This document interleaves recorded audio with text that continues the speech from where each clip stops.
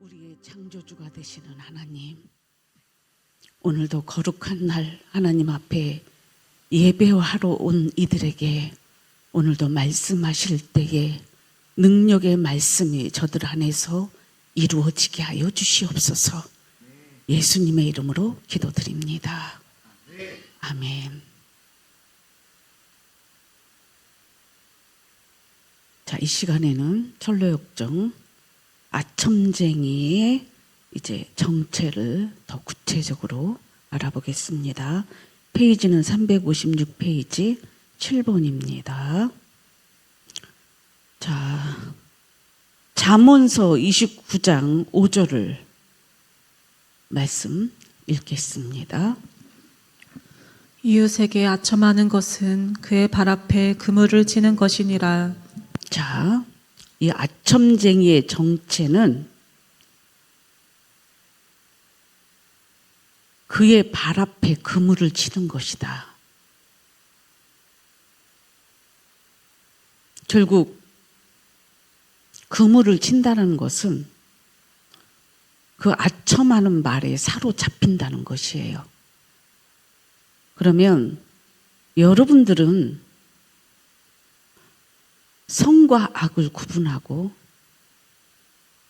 진리와 어두움을 구분할 때에 이것이 하나님의 뜻인지 자기 유익을 위한 것인지 아직도 여러분들이 구분을 잘 못하는 가운데에 이 아첨한다 그럴 때는 여러분들에게 유익된 말을 할 때에 그때 여러분은 거기에 걸려 들어간다라는 것이에요. 돈으로 유혹하고 말로 유혹하고 세상 것으로 여러분들 유혹할 때에 여러분들은 반드시 그 길을 따라가게 되면 거기에 잡히는 자가 된다라는 뜻입니다. 두 번째 말씀은 다니엘서 말씀 보겠습니다. 그가 또 언약을 배반하고 악행하는 자를 속임수로 타락시킬 것이나 오직 자기의 하나님을 아는 백성은 강하여 용맹을 떨치리라. 아멘. 이 아첨하는 자의 특징은 언약을 배반한다라고 나와요. 언약을 배반한다는 것은 사람과 사람 사이에도 마찬가지고 하나님 말씀은 뭐 지킬 수도 없고 저는 얼마 전에 주변에서 이런 사람을 통해서 그 속임수에 넘어간 자를 제가 경험한 적이 있습니다. 약속을 지킨다고 다짐하고 돈을 빌리고 또 내가 이런 것들을 해주겠다고 아주 굳게 다짐하고 그리고서는 배반을 합니다. 그러면 이 사람은 곧 속임수로 뭐예요? 그 악행하는 자를 속임수로 타락시키는 것이다. 여러분, 항상 그래서 여러분들은 남의 말을 들을 때에 그 말이 구분이 되지 않으면 잠시 기도하시든지 그것도 응답이 안 되면 목회자나 믿음 있는 자에게 물어보셔야 됩니다. 안 그러면 근데 대부분 이 악행으로 여러분들을 속이고 배반하는 사람들을 가만히 보면은 아주 목적이 정확하거든요. 그래서 이런 사람들은 사기꾼 도둑놈들이 많기 때문에 그 사람들도 그 돈에 목숨 걸기 때문에요. 그 사람의 속마음까지도 뺏어가려고 그래요. 그래서 여러분들을 속이는 거예요. 교회 안에 이런 사람들 의외로 많습니다. 목회자도 속이고요. 평신도는 이루 말할 수도 없고. 우리는 지금 믿음의 공동체가 굳건히 세워져 가는 가운데 있지만 여러분 저 큰 교회나 또 뭐예요? 그 사람들 많은데 목적 갖고 움직이는 사람들은요 당할 자들이 없어요. 그래서 우리는 이 외에 이런 악처많은 자, 이 속이는 자, 이 거짓말하는 자를 조심해라고 하는지를 알아야 돼. 조금 전에 다니엘은 이런 표현을 했습니다. 뭐라고 했냐면 오직 자기의 하나님을 아는 백성은 강하여 용맹을 펼치리라. 그러면 어리석은 자가, 미련한 자가, 우둔한 자가, 지혜롭지 못한 자가 이런 속임수에 빠진다는 거예요. 우리 세상 말로 기가 얇다라는 소리들을 하지요. 이런 사람들이 여기에 많이 흔들리게 됩니다. 그래서 우리는 하나님을 아는 백성은 강하여 용맹을 펼치리라. 여러분들은 날마다 이 믿음 위에 하나님을 믿는 믿음 위에 세워져 있다면 사람의 유혹에 넘어가지 않을 줄 믿습니다. 고린도 후서 말씀 보겠습니다. 시작. 그런 사람들은 거짓 사도요 속이는 일꾼이니 자기를 그리스도의 사도로 가장하는 자들이니라. 이것은 이상한 일이 아니니라. 사탄도 자기를 광명의 천사로 가장하나니. 자, 13절에 보면은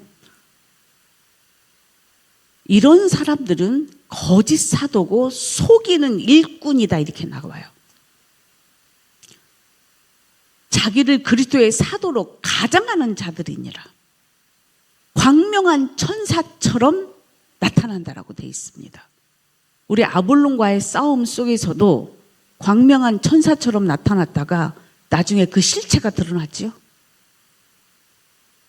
여러분, 이건 이상한 일이 아니라고 그러잖아. 사탄도 이렇게 나와요. 사탄이라는 거는 선과 악에 있어서 악에 속하다는 거예요. 이 아첨쟁이라는 뜻은 결국은 13절에 보니까 거짓 사도요. 그러면 여러분 거짓 사도와 진짜 사도의 차이점을 알아야 된다고 그랬죠? 진짜 사도는 예수님이 보낸 자들이에요. 그러나 거짓 사도들은 구원받지 않고 예수님 따라서 뭐예요? 이름 따라서 그를 부르는 그 이름으로 인하여 능력이 나타나니까 뭐예요? 주의 이름으로 내가 주의 선지자 노릇했고 귀신도 쫓아냈고 이렇게 얘기하니까 예수님이 뭐라고 말씀하셨어요? 이 불법을 행하는 자들아 내게서 떠나가라 그러셨죠? 이게 바로 거짓 사도들이에요. 진짜 사도는 예수님이 친히 그들을 부르시고 제자 삼아 권능 주셔서 보낸 자들이 진짜 사도들입니다. 그들에게는 성부와 성령과 성부, 성자, 성령의 권능을 주셨어요. 그의 이름으로 가르쳐 지키게 하는 말씀을 허락하셨습니다.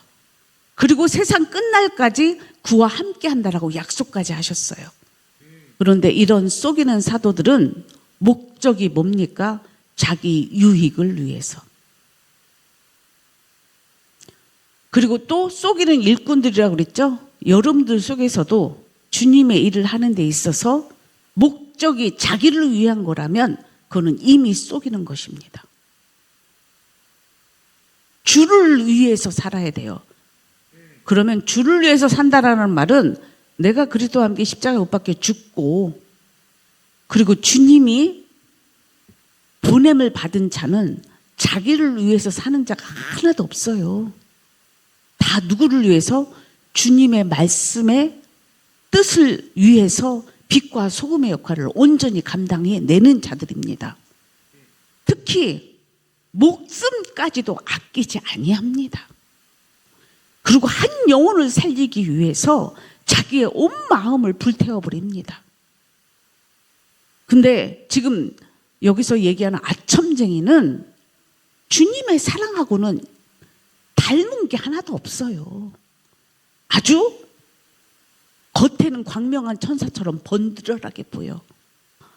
있어 보이고 돈 있어 보이고 많이 배웠고 이런 사람들이 여러분들이 혹가지 않나요? 그래서 스승을 많이 둔다고 그랬잖아. 어리석은 자들은. 여러분들 그래서 누가 얘기하면 여기에 혹, 누가 얘기하면 저기에 막 반짝반짝. 그런 사람들은 조심하셔야 돼요.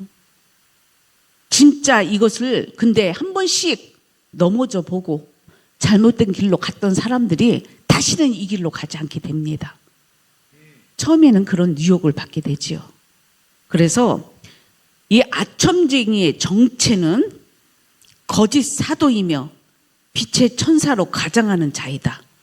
잘못된 가르침으로 오류에 빠지게 하며 결국 멸망으로 인도하는 것이다. 잘못된 가르침이라는 것은 무엇을 얘기하냐면 예수님께서 제자들을 파송하실 때에 이렇게 말씀하셔. 내가 너희에게 분부한 모든 것을 가르쳐 지키게 하라. 그러면 예수님을 통해서 이것이 믿어지고 깨달아진 사람만이 가서 가르쳐 지키게 할 수 있잖아. 근데 그거를 못하는 거예요. 할 수도 없음이죠. 그러고서는 여러분들 안에 새로운 피조물이 되게 하는 성령의 역사로 인하여 변화되는 일이 하나도 없어.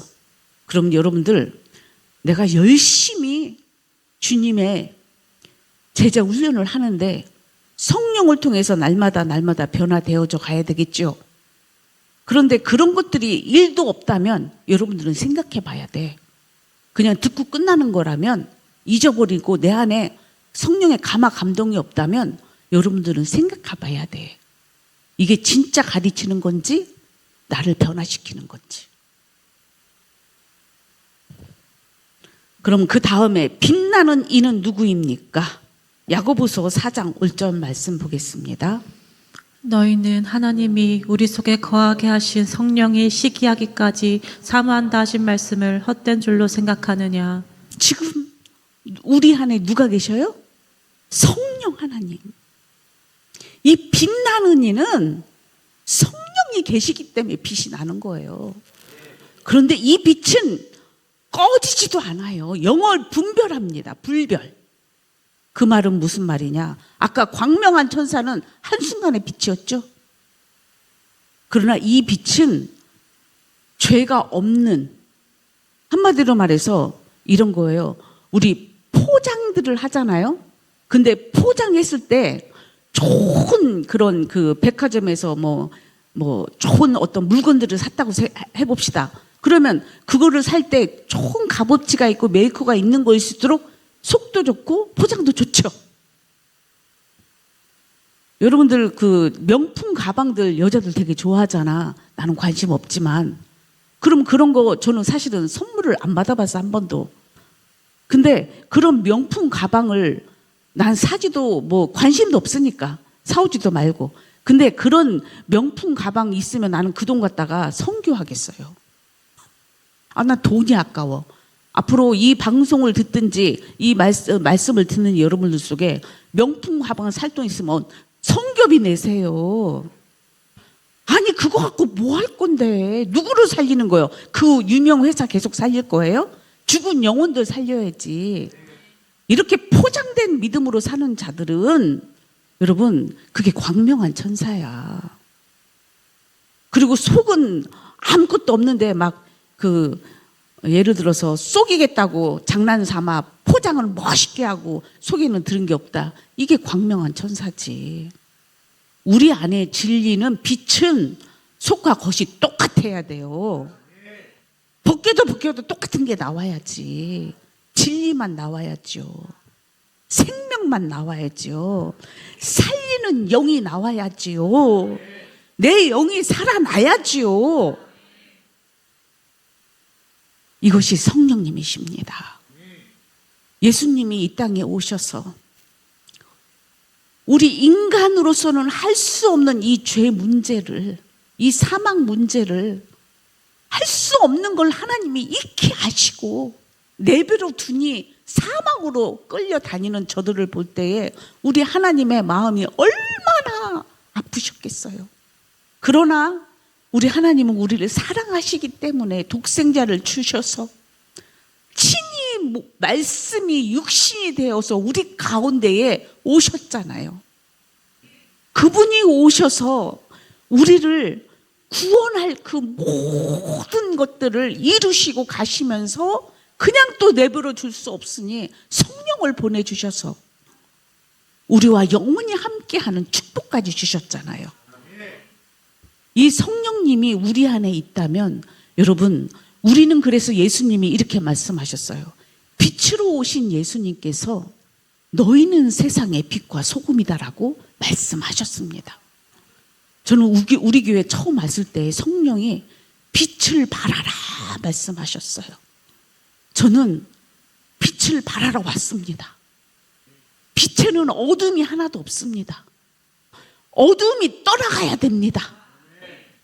여러분들이 가는 곳마다 마귀 사탄 세력들이 다 소멸되고 의의 나라가 이루어지기를 축복합니다. 이것이 성령이 함께하는 자들입니다. 성령님이시다. 이 길에서 벗어난 순례자들은 다시 진리 가운데로 인도를 받는다. 여러분들이 가끔씩 믿음에서 벗어나고 유혹받고 넘어지고 쓰러질 때가 반드시 있어요.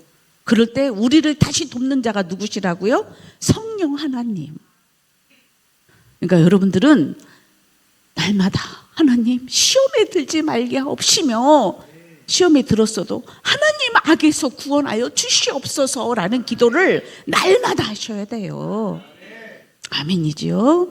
자, 그 다음 오늘 여러분들 오늘 하루도 방금 전에라도 밥 먹다가 기분이 왔다 갔다 할 수도 있어. 생각도 이랬다 저랬다 할 수 있어. 그런 것조차도 여러분들은 아직 어려서 그래요. 그러나 믿음으로 날마다 기도해서 아까 얘기했죠. 하나님을 아는 지식, 예수 그리스도를 아는 믿음, 진리는 우리를 용맹스럽게 합니다. 죄를 이기는 자로 인도하십니다. 여러분의 잘못된 생각들을 바르게 잡아주십니다. 그 하나님이 우리 하나님이십니다. 우리와 함께하는 성령님이십니다. 그런데 우리 하나님은 잘못했을 때 책짓질을 하세요. 왜 책짓질을 하실까요? 히브리서 12장 말씀을 한번 다 보겠습니다.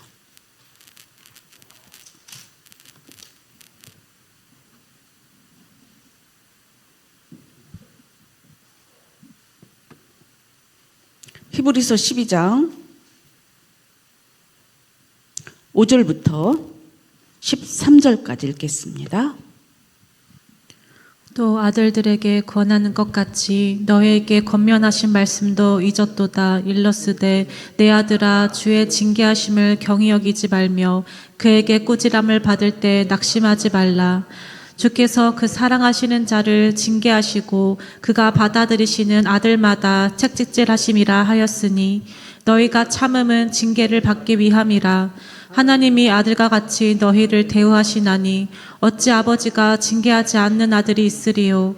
징계는 다 받는 것이거늘 너희에게 없으면 사생자요 친아들이 아니니라. 또 우리 육신의 아버지가 우리를 징계하여도 공경하였거든 하물며 모든 영의 아버지께 더욱 복종하며 살려 하지 않겠느냐. 그들은 잠시 자기의 뜻대로 우리를 징계하였거니와 오직 하나님은 우리의 유익을 위하여 그의 거룩하심에 참여하게 하시느니라. 무릇 징계가 당시에는 즐거워 보이지 않고 슬퍼 보이나 후에 연단받은 자들은 의의 평강의 열매를 맺느니라. 그러므로 피곤한 손과 연약한 무릎을 일으켜 세우고 너희 발을 위하여 곧은 길을 만들어 저는 다리로 하여금 어그러지지 않고 고침을 받게 하라. 아멘. 5절에 보면 아들들에게 권하는 것 같이 너희에게 권면하신 말씀도 잊었도다. 이게 무슨 말이에요? 여러분들 하나님의 말씀을 잊어버릴 때가 있지요. 잊어버리면 순간 시험 드는 거예요. 마귀의 유혹을 받는다 이 말이야. 일러스되 이럴 때 어떻게 해요? 내 아들아 주의 징계하심을 경히 여기지 말며. 지금 순간 잃어버리면 탕자 되는 거잖아요. 그럴 때에 여기서 내 아들아 주의 징계하심을 경히 여기지 말며 그의 꾸지람을 받을 때에 낙심하지 말아라. 징계하심을 경히 여기지 말라. 징계했을 때 그것을 여러분들 내가 뭘 잘못했지? 그리고 내가 이걸 잘못했구나. 어떻게 하면 좋지? 자기를 돌아보고 그 죄에서 돌이키려고 가야 돼요. 그런데 또 한 가지, 낙심하지 말아라. 이런 말씀을 드리면 하나님이 나를 미워하나? 나 어떡하면 좋지? 나에게는 정말 나는 하나님이 안 믿어지는데 어떡하면 좋지? 이러면서 어떻게 해요? 순간 낙심 가운데 빠져버려요. 스스로가 자기의 자책에 빠지고. 이때 여러분 낙심하지 말라고 그랬죠? 우리가 잘못해서 그렇게 하지 말아라 라고 말씀하실 때, 책망할 때에, 징계하실 때에 경히 여기지 말고 낙심치 말래. 그러니까 우리는 하나님 말씀 앞에 늘 자기를 마음을 반듯하게 정신을 차리고 세워줘 가야 돼요. 안 그렇고 그냥 정신 차리지 않고 흘러 지나가는 말로 듣게 되면 그냥 이 징계가 아무런 효과가 없게 돼요. 여러분들은 그때 우리는 하나님이 나에게 하신 징계가 있다 싶으면 감사로 가야 돼. 여기서 뭐라고 말씀하시냐면 주께서 그 사랑하시는 자를 징계하시고 그 받아들이시는 아들마다 책찍질하신다. 자 보세요. 사랑하면 징계한다. 잘못된 길을 가고 있어. 그러면 사랑하기 때문에 그렇게 가면 안 된다고 해야 돼 말아야 돼요. 당연한 거지. 근데 요즘 사람들은요, 이 나쁜 부정적인 바이러스가 너무 많이 번성이 돼 있어. 그 사람들 간섭하지 마 이거예요. 그 지나가는 사람들이 이런 일에 관여를 안 하려고 하는 사람이 많아. 특히 젊은 세대로 갈수록 더 심해. 너는 너, 나는 나야. 그러니까 요즘에 뭐 같이 가서 밥을 먹어도 여기는 잘 그러지 않잖아요. 근데 이게 더 발달된 사회로 갈수록 뭐냐면 각자 똑같이 들어가서 나올 때 각자 자기 계산하고 나와. 나는 틀린 건 아니지만 물론 똑같은 월급을 갖고 힘드니까 서로 그렇게 하는 건 괜찮아. 그런데 이런 문화가 계속되면은 어떻게 되냐면요, 나중에 너는 너 나는 나 관심을 안 가져요. 사랑이 없다라는 뜻이야. 우리는 뭐예요? 이 하나님의 징계하심, 이 사랑이라는 것은요, 사랑하지 않으면 징계할 수가 없어요. 반드시 하나님의 사랑에는 징계, 아버지도 어머니도 징계하잖아. 사랑하면. 그렇게 하면 안 된다니까 하고, 그쵸? 근데 하나님은 더 큰 사랑으로 너 그러다가는 죽어. 그러니 그 길로 가지 마. 징계하시겠죠? 그 다음에 그가 받아들이는 아들마다 책짓질한대. 책짓질은 뭐예요? 때리는 거잖아. 받아들이는 아들마다 책짓질한대. 여러분, 이거는 죄에서 이제 받아들인다 그럴 때 예수님이 우리를 위해서 채찍에 맞아 죽으셨죠. 그러니까 예수 그리스도를 통해서 내 죄를 용서받을 때에 이 채찍의 고통을 우리에게 느끼게 하시는 거야. 네 죄값이다. 네 죄값으로 인하여 누가 죽으셨어요? 예수님. 여러분, 용서는 그냥 그래, 우리 교육적으로 상담적으로 묻지도 따지지도 말라는 사람 많아요. 묻지도 따지지도 말아야 될 상황은 한두 개밖에 없어요. 나머지는 그 죄에 대해서 돌이키게 해야 되고, 잘못된 것은 다시는 그 짓을 하지 못하도록 해야 되는 것입니다. 그래서 채찍에 맞음으로 나음을 입었다. 우리 예수님이 십자가에 죽은 것이 우리의 죄 때문에 죽으신 거잖아요. 그래서 자기의 죄가 십자가에 죽으라 이 말이야. 그래야 누가 받아들여? 하나님이 나를 받아주시는 거예요. 있는 그 죄 그대로는 못 받아주셔. 그러니까 회개를 너무 간단하게 생각을 해. 여러분, 이 죄 문제는 그냥 우리 하나님은 사랑이십니다, 이게 다 첨쟁이야. 여러분, 우리 하나님의 사랑은 거저 주시는 사랑은 했지만 그 사랑이 예수님이 우리를 위해 죽어주신 것이 거저 주신 사랑이고, 그것을 통과해야만이 우리에게 주어지는 과제물이 있는 거예요. 이 말씀 다시 여러분 정확하게 하셔야 됩니다. 그가 받아들이는 아들마다 채찍질 하심이니라. 너희가 참음은 징계를 받기 위함이라. 하나님의 아들과 같이 너희를 대우하시나니. 여러분이 내가 그리스도와 함께 십자가에 못 박혀 죽었나니 할 때 그 고통을 아시나요? 저는 이 고통을 겪은 사람이에요. 지금 이 말씀이 그 말씀이요. 너희가 참으면 징계를 받기 위함이라. 하나님의 아들과 같이 너희를 대우하신다. 어찌 아버지가 징계하지 않는 아들이 있으리요. 십자가에 죽어야만이 산다.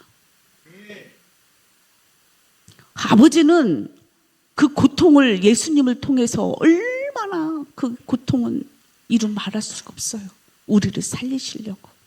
그러면 거기서 똑같이 죽으면 다 우리도 살아요. 우리 죄 문제는 십자가에서 해결됩니다. 우리 하나님의 법이에요. 그게 아버지의 뜻이에요. 십자가를 통해서만 우리 죄 문제가 해결된다라는 뜻. 그러니까 우리가 순간순간 실수하고 넘어지면 다시 예수님께로 가야 돼요. 징계는 다 받는 것이 아니거늘 너에게 없으면 사생하여 친아들이 아니니라. 십자가 통과하지 않는 자는 사생자요 친아들이 아니다. 아첨쟁이자 자들이 많이 생긴다 이 말이에요. 거짓 선지자, 거짓 사도들이 생길 수 있다 이 말이에요. 진짜 아들은 누구를 통해서? 예수 그리스도를 통해서 난 자들이 하나님의 아들이 되는 줄 믿습니다. 아니면 사생자라고 돼 있죠? 친아들이 아니라고 돼 있죠? 또 우리 육신의 아버지가 우리를 징계하여도 공정하거든. 자, 부모가 자식을 혼내는 것도 공정하대요. 근데 이제 요즘에는 또 너무 이 폭행 문제가 이제 아동 폭행이 너무 심각한 상태에 있는 상황에서는 어떻게 해요? 나라에서도 아동들을 보호하는 은혜가 있지요. 그러나 부모가 자식을 그렇다고 책짓질하고 지금 뭐라고 그래요? 징계하여도 그 아버지의 그 징계는 공경하거든. 이렇게 나오죠. 하물며 모든 영의 아버지께 더욱 복종하며 살려하지 않겠느냐. 결국은 우리는 육의 아버지 부모님한테도 혼나서 바른 길로 가게 하려고 부모는 채찍질하고 잘 인도해 교육시키잖아요. 하물며 우리 하나님일까 보냐. 우리 하나님 앞에 우리는 부모 앞에 그 정도라면 우리는 하나님 앞에 더 납작 엎드려져야 돼요.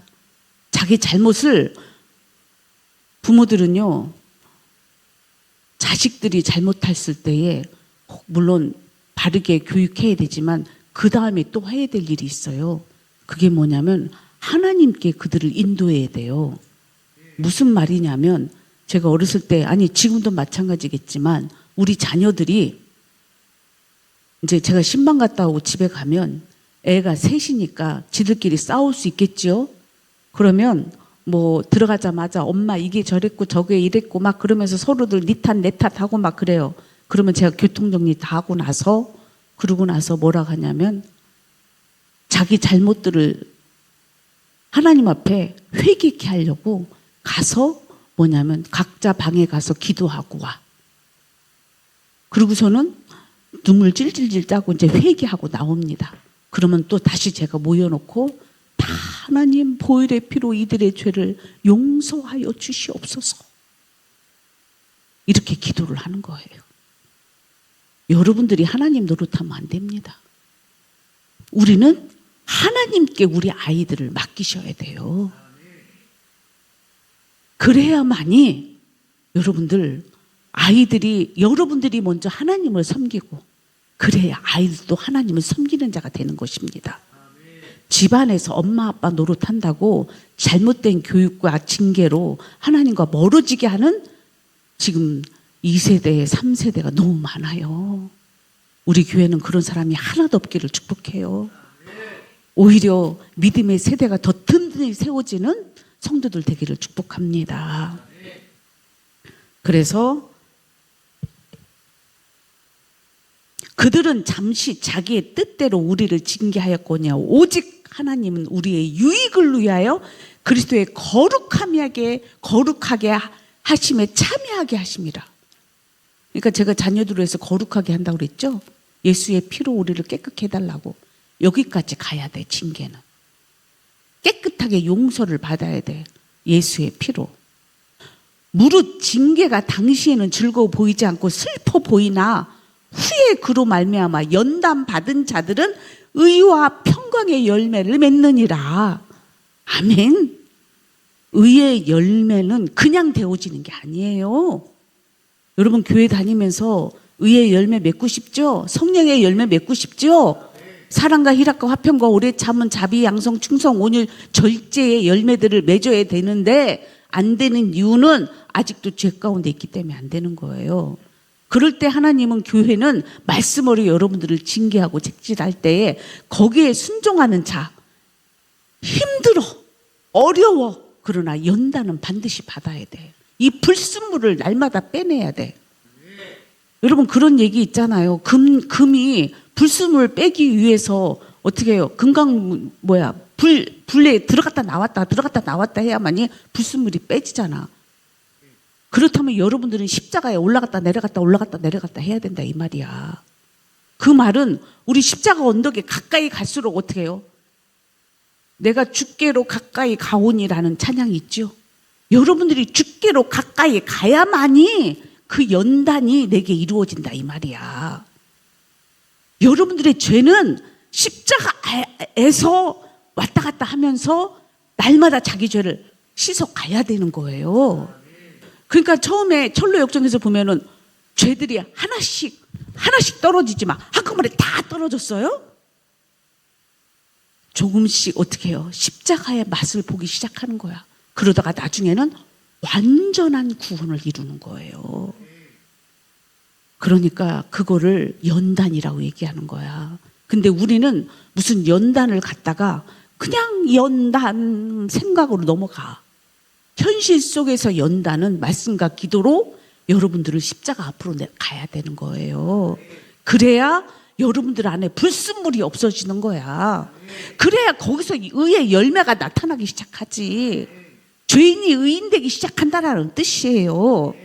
근데 십자가 통과하지 않고 뭘 배워서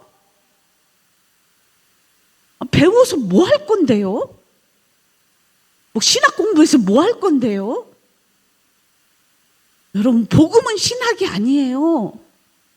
복음은 십자가입니다. 그것이 진정한 우리를 의의 열매의 사람이 되게 하는 은혜 속의 은혜인 줄 믿습니다.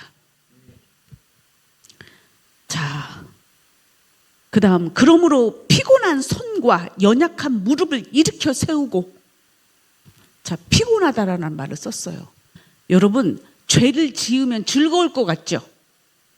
근데 여러분, 아니라고 고개 흔드는 우리 권사님. 그걸 너무 알아. 죄 지을수록 어때? 더 괴로워. 힘들어. 우리 그리스도인들은 모르고 실수로 죄를 어쨌든 영향을 받으면 그거 아주 피곤해. 힘들어. 내 영혼이 피곤해.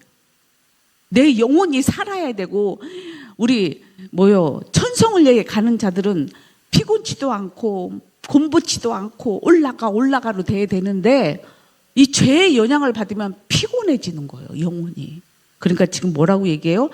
피곤한 영혼을 어떻게 하라고요? 손과 피곤한 무릎을 일으켜 세우고 말씀과 기도 생활 하라는 뜻이요. 다시 말씀 앞에 서라. 기도해라. 너의 발을 위하여 곧은 길을 만들어. 자, 여러분들의 발들이 다 세상으로 갔던 발들을 다시 돌이켜서 어떻게 하라는 거예요? 곧은 길을 만들어 저는 다리로 하여금 어그러지지 않고 고침을 받게 하라. 말씀과 기도는 결국은 이제 죄의 길로 달려가지 않고 의의 길로 가는 자들로 만들어 주신다는 뜻이에요. 이것이 빛의 역할입니다. 성령이 하시는 일들입니다. 그래서 하나님은 책짓질을 하시는 이유는 그것은 주의 징계입니다. 징계를 통해서 죄의 습관을 고치고, 여러분 죄의 습관 고쳐야 되잖아. 그러니까 날마다 자기를 부인하고 자기 십자가를 지라는 표현이 이게, 그러니까 여러분 연단이라는 거는 여러분들 어르신들 연장 하나 옛날에 대장간 가서 하나 낫이든 칼이든 홈이든 만들어 갖고 올 때 그 옆에서 볼 때 얼마나 그 힘들어 하시면서 막 망치질 하면서 만들어 냅니까? 그런 수고가 있다면 여러분들도 믿음의 수고는 당연한 거 아닐까요?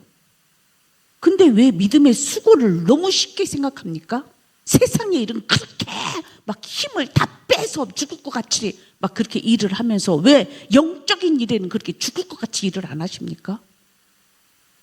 여러분, 영적인 연단을 받으셔야 됩니다. 그러려면 여러분들은 지금 어떻게 해요? 십자가에 날마다 자기를 죽여야 되는 일을 꼭 하셔야 지금 날마다 이 죄의 습관이 죽는 거예요. 왜 안 죽이고 자꾸 살려내냐고, 죄를. 그러니까 또 나타나고 안 죽잖아. 나는 이게 가장 옆에서 보기 힘들어요, 여러분들을. 죽이면 안 나옵니다. 그러나 그 연단은 아픕니다. 힘들어요. 사랑하는 자에게만 징계하신다는 사건을 꼭 기억하세요. 여러분들을 사랑한다라는 뜻이야, 오늘도.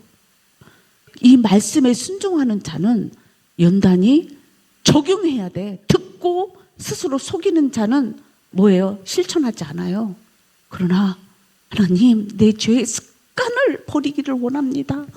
십자가 앞에 내가 날마다 나아갑니다로 실천해야 어그러진 발을 돌이켜서 곧은 길로 가게 되는 거고, 여러분들의 지금 말씀에 나오잖아요.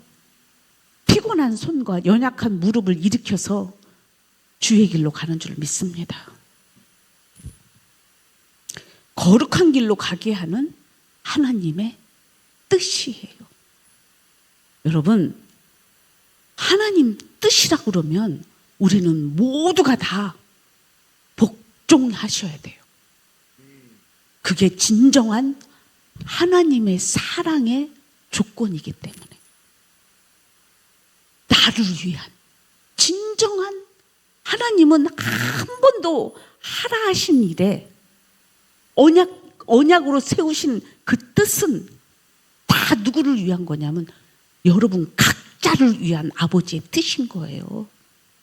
그것은 곧 죄 사함을 받기 위함입니다.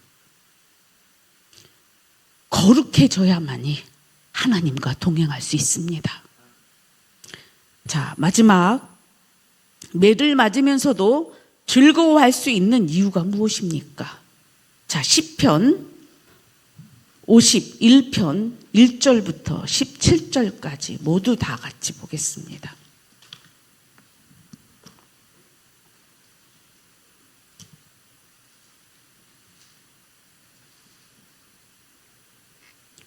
(51편) 1절부터 17절 말씀까지 시작.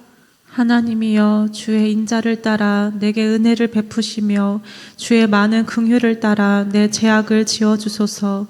나의 죄악을 말갛게 씻으시며 나의 죄를 깨끗이 제하소서. 물은 나는 내 죄가를 아우니 내 죄가 항상 내 앞에 있나이다. 내가 주께만 범죄하여 주의 목전에 악을 행하시사오니 주께서 말씀하실 때에 의로우시다 하고 주께서 심판하실 때에 순전하시다 하리이다. 내가 죄악 중에서 출생하였으며 어머니가 죄 중에서 나를 잉태하였나이다. 보소서 주께서는 중심이 진실함을 원하시오니 내게 지혜를 은밀히 가르치시리이다. 우슬초로 나를 정결하게 하소서. 내가 정하리이다. 나의 죄를 씻어주소서. 내가 눈보다 희리이다.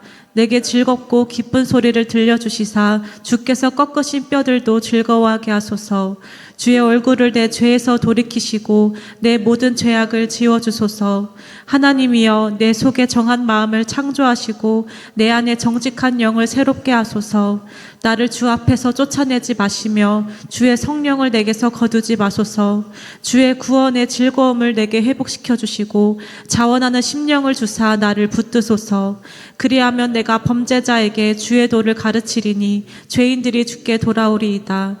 하나님이여 나의 구원의 하나님이여 피 흘린 죄에서 나를 건지소서. 내 혀가 주의 의를 높이 노래하리이다. 주여 내 입술을 열어주소서. 내 입이 주를 찬송하여 전파하리이다.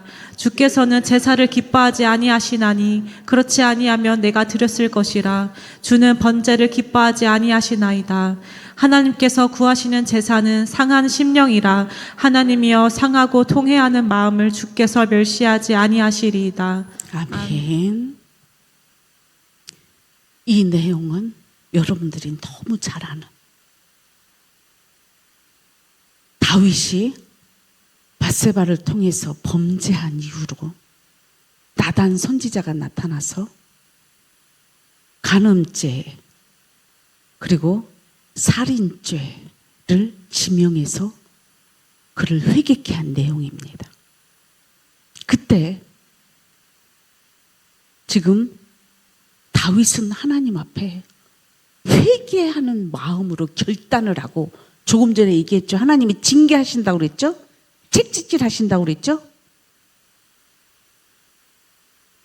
사랑하는 자에게, 나단 선지자가 다윗에게 이런 말을 할 때는 지금 하나님은 누구를 사랑한다는 뜻이야? 다윗을 사랑한다는 뜻이야. 여러분들도 사랑하니까 말씀하시는 거예요.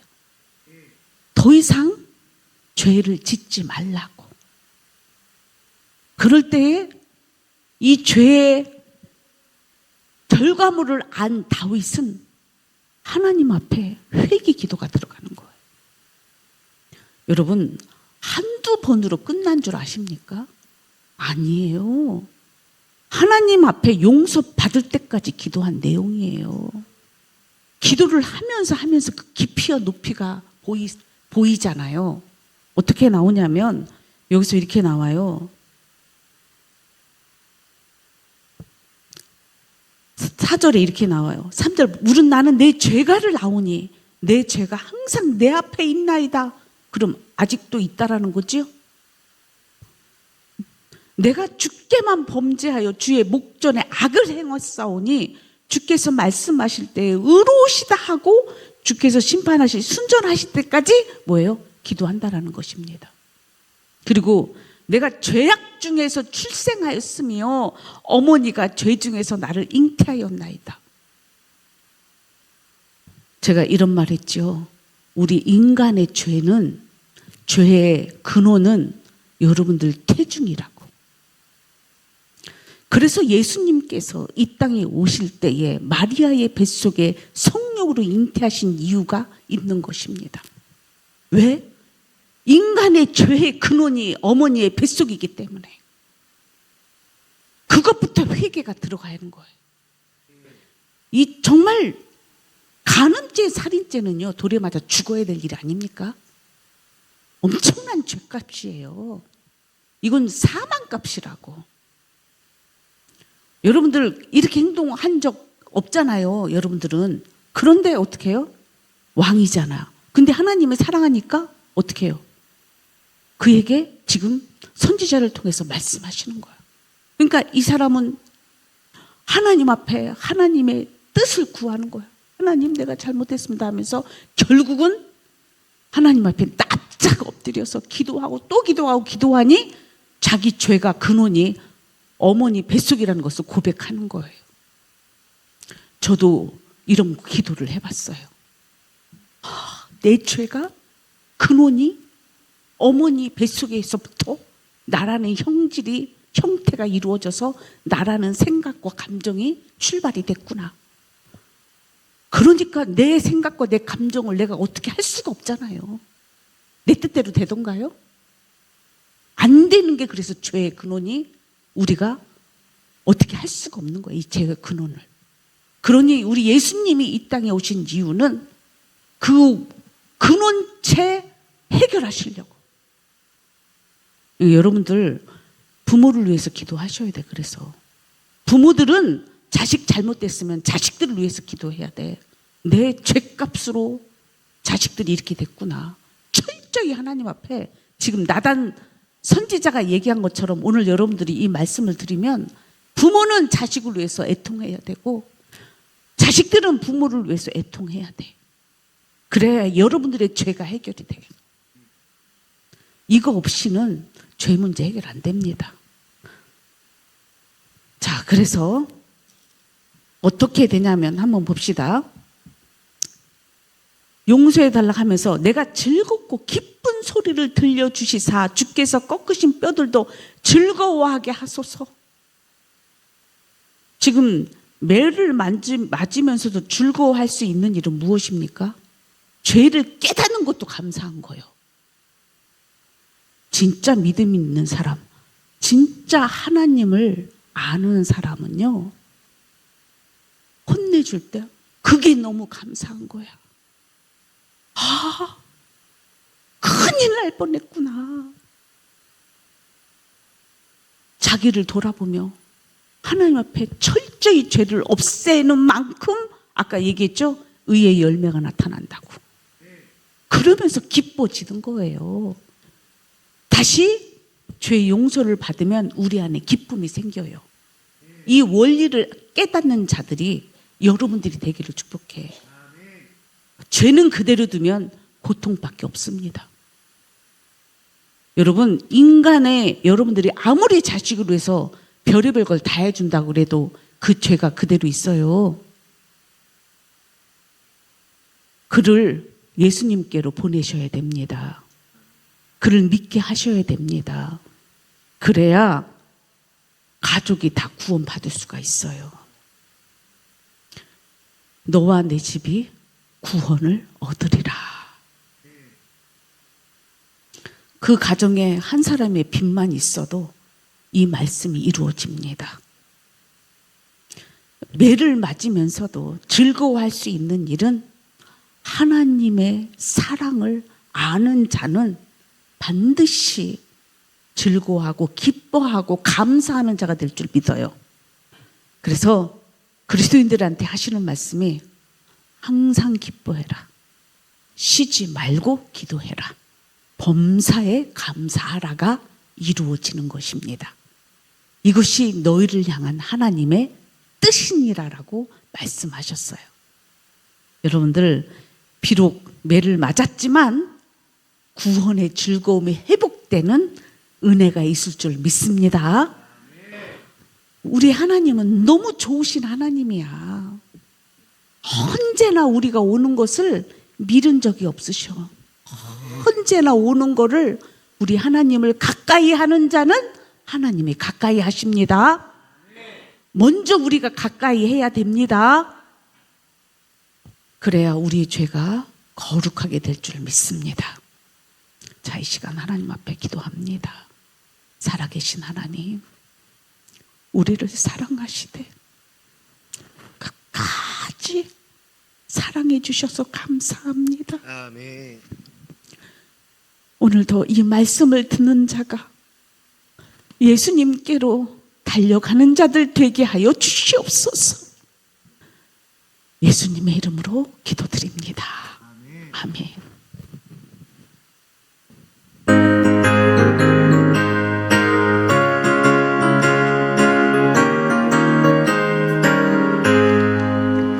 내가 매일 기쁘게 순례의 길 행하고 주의 팔이 나를 안고 함이요. 내가 주의 극복을 받는 참된 이결은 주의 영이 함께함이라.